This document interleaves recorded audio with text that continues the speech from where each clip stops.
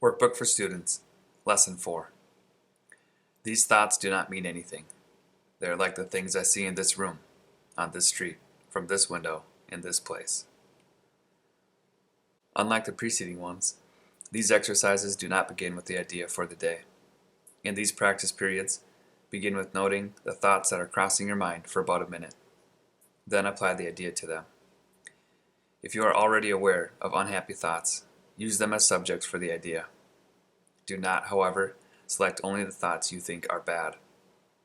You will find, if you train yourself to look at your thoughts, that they represent such a mixture, in a sense, none of them can be called good or bad. This is why they do not mean anything.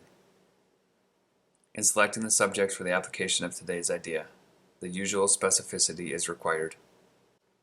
Do not be afraid to use good thoughts as well as bad. None of them represents your real thoughts, which are being covered up by them. The good ones are but shadows of what lies beyond, and shadows make sight difficult. The bad ones are blocks to sight and make seeing impossible. You do not want either. This is a major exercise, and will be repeated from time to time in somewhat different form. The aim here is to train you in the first steps toward the goal of separating the meaningless from the meaningful.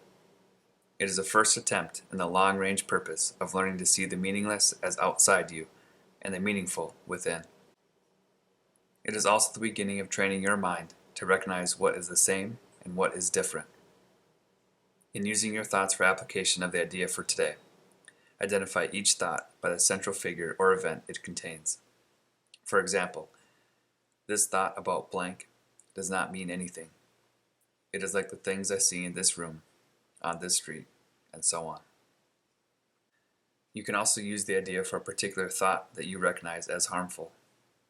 This practice is useful, but is not a substitute for the more random procedures to be followed for the exercises. Do not, however, examine your mind for more than a minute or so.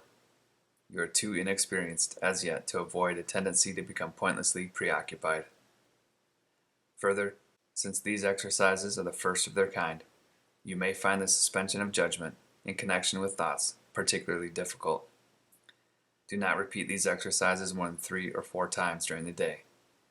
We will return to them later.